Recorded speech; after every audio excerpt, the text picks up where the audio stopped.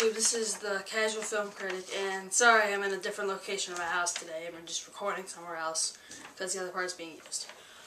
So today I'll be reviewing Red Dawn. Now, Red Dawn is about it's about a huge part of America being taken over by North Korea, and this Marine and his brother, they band together to try to take back their town and eventually just kick the North Koreans out. And I really did like the plot and what it was. And remember, this is a remake of a movie I think it was made in the 70s or the 80s. And I thought I did like it, but it could have been executed much better. First off, the first 10 minutes of this movie were very, very good. I really did like how they set it up. The action started almost right away. Almost after 5-10 minutes of the movie, the action started. I thought that was great. There was no small talk or something like that. It was just action in the beginning. But the action sequences are so randomly put together in different places, it just feels generic after a while, and I really did think that they could have executed it much better with the action sequences. It's really quiet, then it's an action scene. I mean, it's just a random place where they put these action sequences. It doesn't flow well. And some of the action sequences, you want them to go much longer, they just end. And some just take too long to set up, but overall the action sequences, they're really cool, but they are placed horribly in the movie, but they're still really cool, so that's a plus.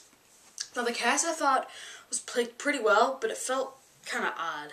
Chris Hemsworth did play a pretty strong performance here. I thought he played kind of the generic person, but he was pretty good.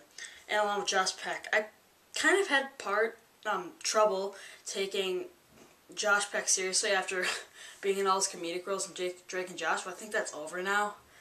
And Josh Hutcherson was a very not an odd choice, I thought it was a good choice. They just didn't make him the character that he usually is. He's usually a very major character in movies that he's in, but he was very minor. He had very few lines. I thought overall his performance was pretty weak. Probably the best part of this movie, like I said, was the first 10 or 15 minutes. It was an excellent way to show the two main characters, introducing them, introducing the family, and just getting the action started.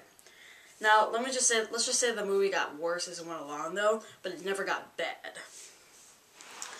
And when I say that, I mean it remained good while still having some odd parts, placed, and the talking sequences, they were good. I mean, okay.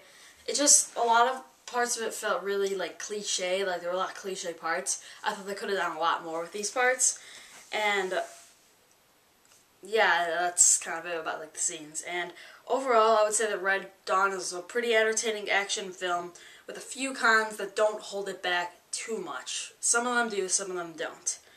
I would recommend this with your friends, and I would actually say I'd recommend this with your family, July 4th, Veterans Day, something like that. It's a war-ish movie. And I would give Red Dawn a B, and this is the Casual Film Critic, and I'll see you later, YouTube.